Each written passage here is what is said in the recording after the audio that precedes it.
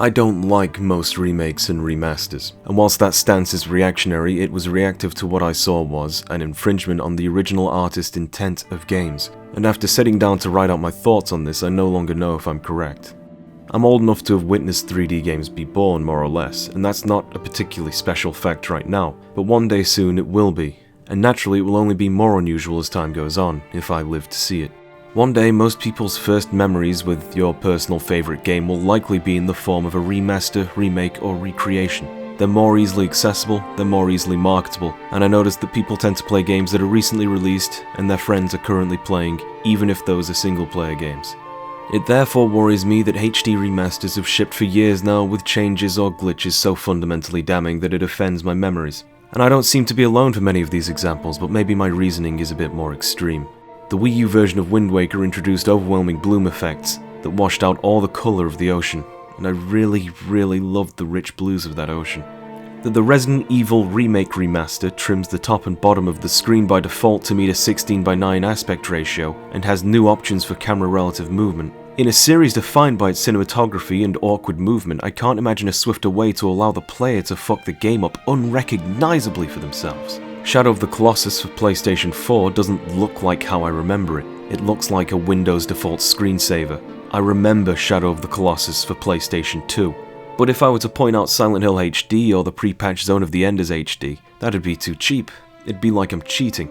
So I wanted to show by example the company that most people would call the gold standard of 3D ports, often hired by Sony, Bluepoint Games. Shadow of the Colossus, before it was painted over like cheap wallpaper, is one of those legendary games that deserves playing, and should still be in the zeitgeist. It's as fundamental a game as Super Mario Bros. Or Ocarina of Time if you were to ask me. It was a game that had some foibles of course in its design and on its native hardware, not the least a photographic frame rate from pushing the Emotion Engine CPU past its limit. Bluepoint Games picked this one up to port it to PlayStation 3, and at face value this is just an up-resed version of the game that runs at a stable frame rate. The game can put up with higher resolution most of the time.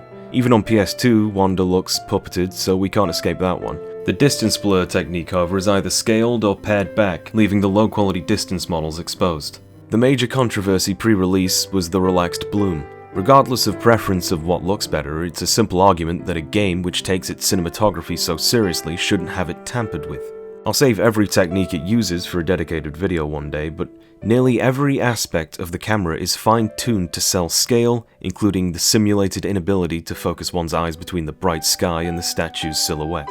Disregarding this, a piece of art should also be accepted for its perceived failings. Regardless of what looks better or in fact sells scale better, it's a key component of the game. I don't even think it was a decision they made, to be honest. Bloom on the PlayStation 2 is a bit of a hardware hack, and it's possible the PS3 couldn't replicate it. If they would touch this up, I don't see why they would leave the draw distance beyond the blur alone.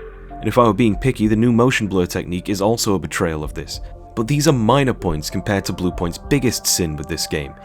The physics system has become temperamental. Wanda, when walking upon or scaling up on moving surfaces, can tumble and lose his footing, showing a struggle to regain his balance and grasp. This mechanic sells his strife and ineptitude. There are always odd polygons that frustrated by exaggerating this mechanic accidentally, and that's unfortunate, but it's not like there was anyone's homework that Team Ico could copy. Unfortunately now, the stumbling mechanic is far more likely to happen. This footage isn't a rigorous scientific test, but it's enough evidence for a relatively well-documented issue, and I'm confident that you could recreate it.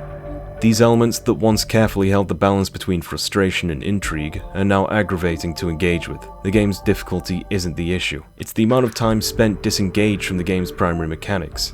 And as such, the fights with Colossi are protracted out sometimes to excessive degrees. There are other smaller issues with the physics system too, such as ingenuitive skips no longer working. This is not the same game anymore. What is a game if not its gameplay? A patch was never presented to address this.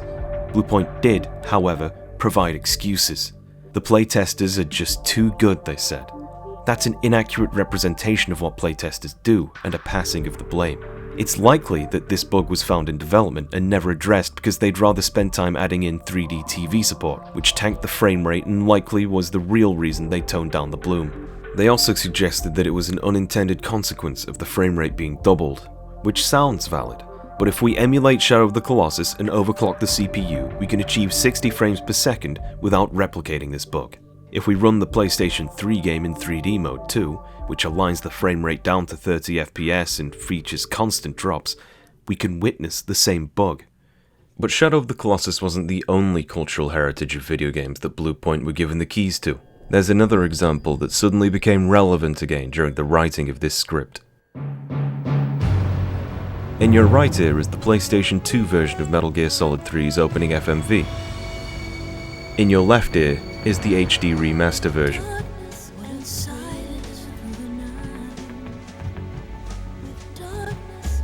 That's quite enough of that. The Bluepoint version is missing the initial sting, desynchronizing the video made specifically to go with the song. Snake Eater's theme is treated like an anthem of sorts to internet video game connoisseurs, yet I don't see many people complain about this. Coincidentally enough, the bloom is also unreplicated. In Metal Gear Solid 3, everywhere that the brush isn't blocking out the sun is scorching the supposed camera lens of the game's camera.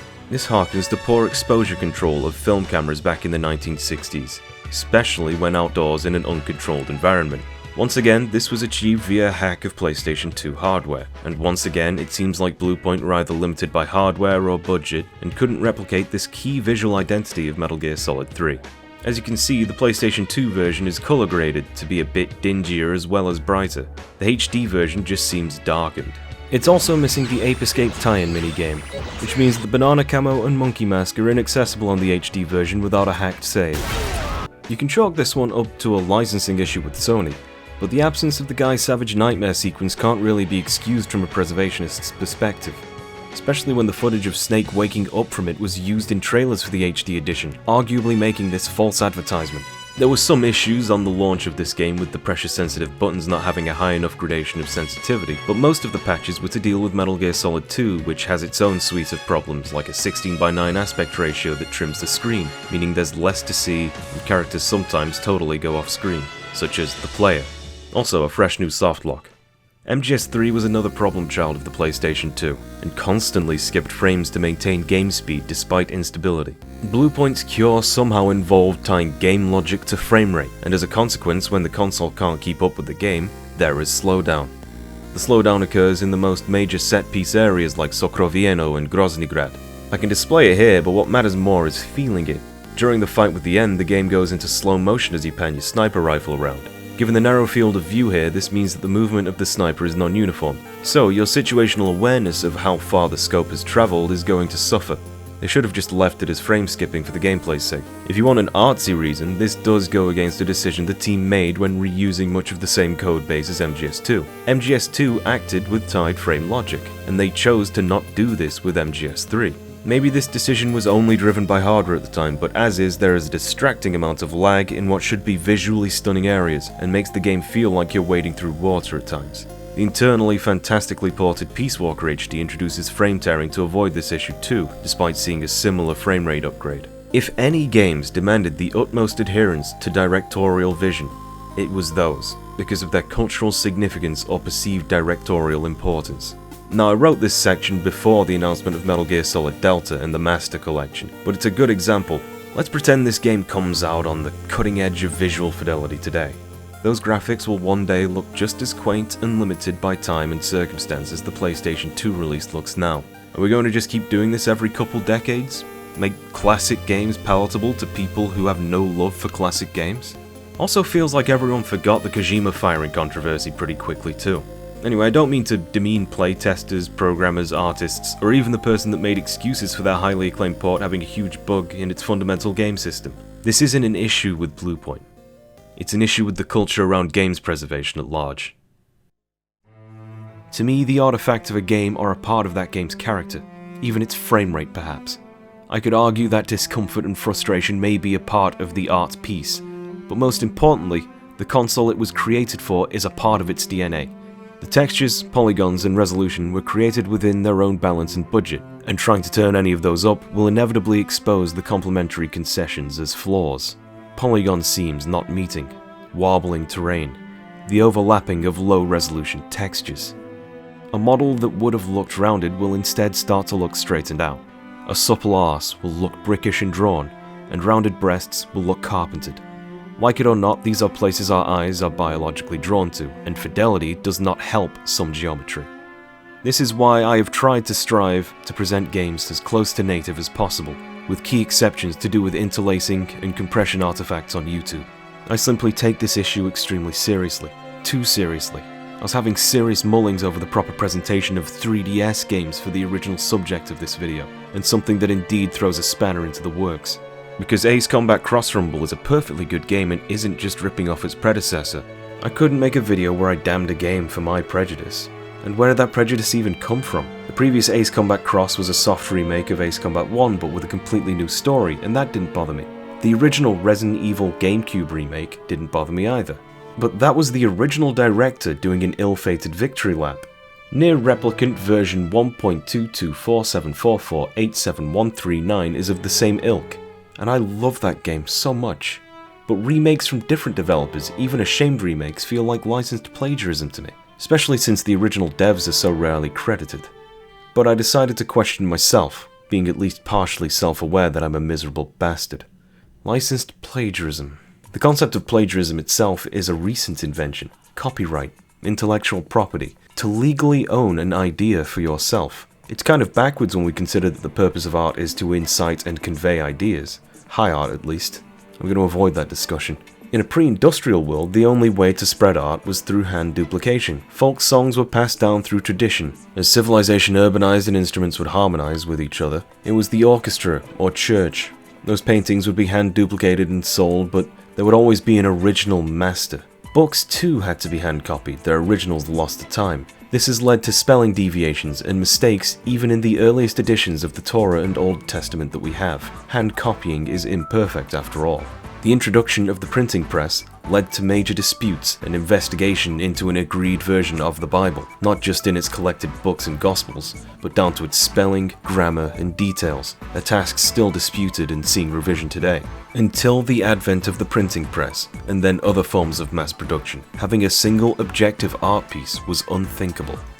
Even the Pieta, the greatest rendition of a concept that predates itself by hundreds of years, was hand duplicated in miniature for sale. What is the objective original of a piece of classical music? We don't have an original recording. Where we do have original masterpieces like the Mona Lisa, they're weathered and dulled. The original colours were somewhat brighter, and many artists have had their hand at guessing what those colours once looked like. The reason we don't remaster the painting is because the brushstrokes themselves reveal the artist's craft. But still, that brings me back to how games aren't treated with this measure of reverence. Why? Perhaps because data doesn't degrade. Perfect duplication means we now have objective originals. Somewhat, if you ignore patch versions or regional differences. Even analog masters wore over time. Original black and white films weren't originally grainy, but their materials weathered by age. This collection of thoughts is here to show you how hard I've considered this. The authenticity of craft is a recent phenomenon, especially to the standard we hold it now, or at least I do. It's a modern convenience. It's a pretension of the new age we live in. Nevertheless, technology has progressed to the point where the original work can be preserved, even to its most digital elements. The act of creating art has been quantized. Bits and bytes are objective and duplicatable. No longer does a painter's workshop require understudies and students to recreate the master's painting just to have copies to sell. No longer does an orchestra need to play a song live more than once. People like me have taken this convenience for granted without considering the ramifications of how we view an art piece. The master's hands are always visible in every copy of his work. In the past, we might only see his teachings. The idea of preservation itself is a concept we've only just come across. The 7 wonders of the world are in a state of horrific disrepair most of the time, but not because of time, but because of people. Humans strip the pyramids of their finished stone and riches. Humans are dismantling the Great Wall of China to build new structures even today. We quarried our greatest cultural treasures, and in a way we're still doing it today. It is human to not only forget history but to destroy it so none might remember it. The truth in which video games were born is that every copy is the master's work, yes, the development team's work. Preservation is as simple as backing up data, but we struggle to even do this. This makes video games an extremely strange art form. The only major mainstay in this equation that can be traced back thousands of years is the concept of authorial intent, and that was something humans only gave to their gods or folk wisdom before the idea of copyright. Now everyone is the god of their own work, and I don't know what that means. I don't think humanity understands what that means yet. Even though everything is changing from the creation of art to the consumption of art to the forms of art, in the end, nothing has changed. Human technology is advancing at such a rate we may never see this shake out properly, given the incursion of creative tasks by technology. Maybe it will never mean anything. But if we take human actions as human nature, even if inclined by the pursuit of capital or higher art, it seems that whether we forget or remember history, we are doomed to repeat it. And even after telling myself that, I can't shake this feeling like I'm trying to excuse others. Deep down is a thought that I'm afraid of. I think games don't get treated with the same reverence as other art forms. Songs don't need modernizing, and even when they do, we remember them. Movies don't need modernizing, but even when we do, we remember them. Poetry doesn't need modernizing. Books don't need modernizing. Plays don't need modernizing. Paintings don't need modernizing. Statues don't need modernizing. Is anyone 3D printing Michelangelo's David because new technology lets it look more realistic? Are we 3D rendering The Last Supper to achieve higher fidelity? Are we updating Shakespeare to modern English? You'll rarely see nudity censored in old movies for their Blu-ray releases, but we re-release games with women wearing more clothes all the time. What about removing content when re-releasing altogether? Games aren't treated like other art. Games aren't inspected like other art. Games aren't worshipped like other art, especially by people who claim most strongly that games are art. They want validation of their hobby and to excuse their major pastime, usually to justify their career as a journalist or something. And then they'll celebrate censorship and butchering of authorial intent. There is no conclusion to my thoughts on this topic. I'm not an authority on how we should treat games, I just want to be a good example. And in doing that, I guess I've realized my values are more contrarian than I thought. My values are contrary to the society that I live in. They're contrary to the people who just want to have fun with games. And they're contrary to human history.